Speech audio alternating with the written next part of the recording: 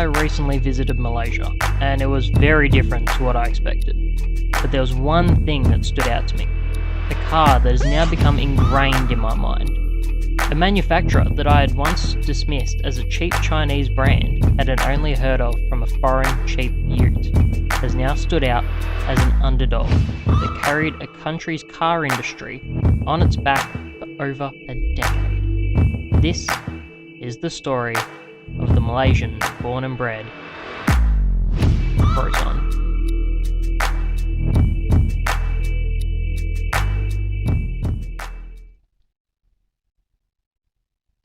Now, let's start where it all began. The year is 1979. A man by the name of Mahathir Mohamad has risen through the political ranks at the start of his career, but he needs something new, something to bring to the people to prove his worthiness as Malaysia's next Prime Minister.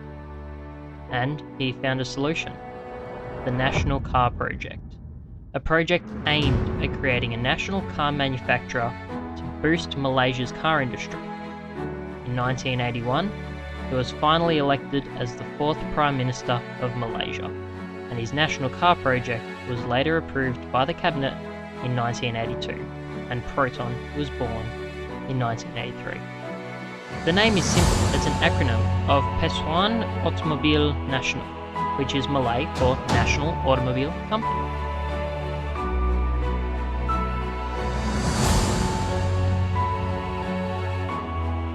Now, Proton started off small, and so they approached Mitsubishi between 1983 and 1984, and eventually brokered a joint venture between both companies for the creation of the first Malaysian car.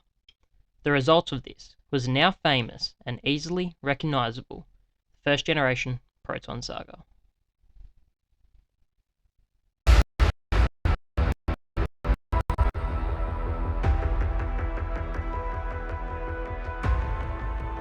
Now, the first generation Proton saga was manufactured for 22 years, producing 1.2 million of them, making it Malaysia's most successful car. Now, whilst the car is interesting, the story behind the name is even more commanding. Now, depending on where you read, the story for the name changes. Some people say it's named after the local Malaysian saga tree, and others say the story is slightly more special. As this was Malaysia's first national car, they needed a unique name for it. They needed something that was the effort of a country. So, they released a competition for the public to name the car. The winner of the contest was a retired soldier who came up with the idea whilst playing Scrabble. However, there's more to the story. After this, Proton managed to make the name even more relevant by turning it into an acronym for safety, achievement, greatness, and ability. The car was based on the 1983 Mitsubishi Lancer Fiore 4-door saloon, and it was powered by a 1.3-litre Mitsubishi Orion 4G13, which was later upgraded to a 1.5-litre in 1987. The first generation Saga came out in multiple different models and variations, including the Magma, Aerobac, Megaval, Iswara Aerobac Limited Edition, LMST, and the Proton Saga LMST 50th Medec Anniversary Edition. Most of these variations involve small changes such as a more hatchback rear, tuned carbs, updated interior, or a slightly more powerful engine. All in all, the first generation Saga ran from 1985 to 2008. However, it was in the 90s that Proton would launch the next of their well-known cars, the Proton Wira. In the 90s, the first generation Saga was a hit, but Mitsubishi had updated. They now had new stylings for their Lancer. So, what's the best way to maintain one of your most successful cars, whilst also adding a new, fresh look to your lineup? Well, you'd release the Wira. The Wira was an updated, better version of the Saga. It was larger, featured more modern styling, and came with the option for a diesel engine later on, and continues to be Proton's only ever diesel car.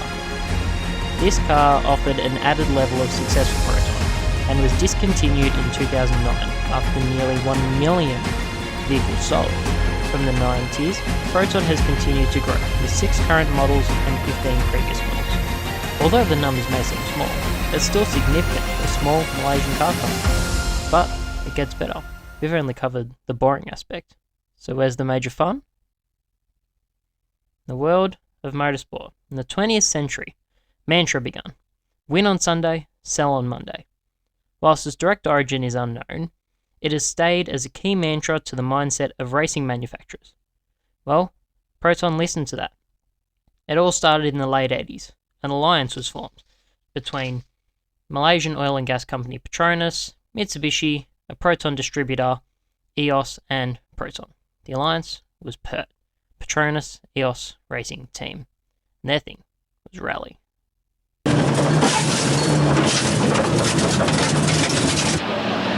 Mungkin saudara telah mendapat sedikit tips mengenai cara memandu kereta rally yang dapat kita saksikan bersama seperti tadi. Kereta yang telah dipandu oleh Great Car bersama-sama dengan jurumudi. Now, the PERT team had a pretty good start, winning the 1989 Shell Malaysian Rally with modified Proton Sagas, which were prepared by Mitsubishi's Rally Art division, boosting them up to 150 brake horsepower. They continued their wins at the 91 Rally of Thailand, the 93 Dubai International Rally, and the Rally NG Filipinas in 1995, 96 and 97. And when the 2000s came along, the presence of Proton in the international motorsport world peaked in 2002, when the PERT team won the 2002 Production World Rally Championship and a PERT rebadged Mitsubishi Lancer Evolution, with veteran driver Kamid Singh behind the wheel. This duo would also win the Asia Pacific Rally Championship in 01, 02 and 04. After this newfound fame and success, Proton made their own rally art division, quite simply named R3, standing for Race, Rally, Research. With their newfound motorsport independence from Mitsubishi, they created what is still considered to be Proton's best car ever, and it was the R3's first task. The result? The 2004 Proton Satria R3.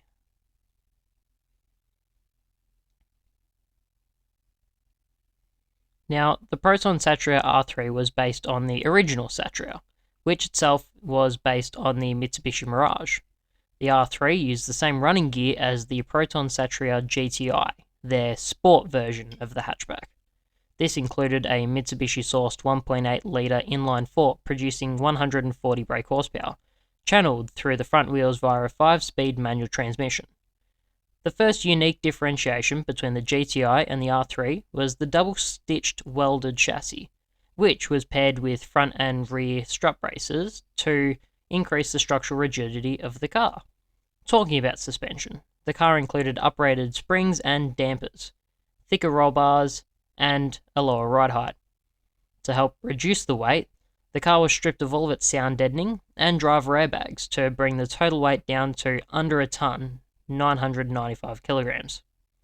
To give the car a more sporty feel, the ABS was removed, and the original ventilated front discs and solid rear discs were replaced by a full round of cross-drilled and slotted Australian DBA discs, paired with some racing pads. To further differentiate the R3 from the GTI, the car featured some lightweight 16-inch alloy wheels from Advanti, fitted with some Yokohama Advan AD07 tyres. Additionally, with some carbon fibre and some Recaro seats, all 150 units were painted a deep black with signature red and silver stripe down the side.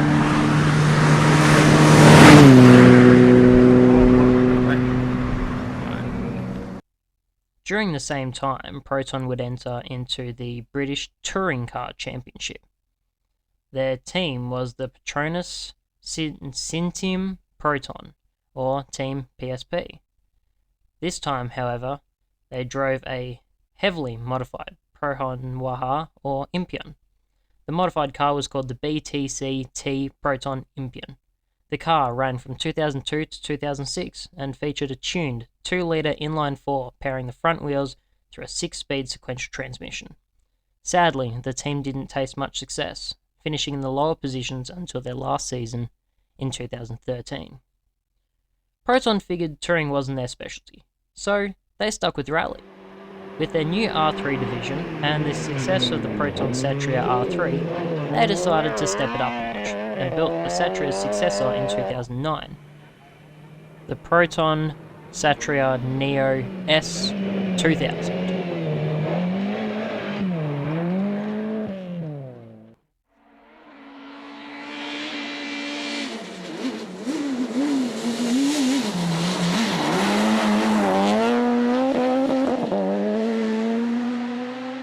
After winning in 2002, Proton went all in. They replaced their old PERT team with a new racing team that was their R3 team.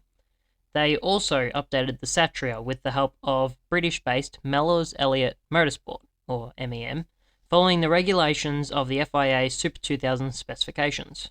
Costing over 1 million ringgit each, the car were equipped with a 2-litre inline-4, putting out a comfortable 280 brake horsepower to all 4 wheels.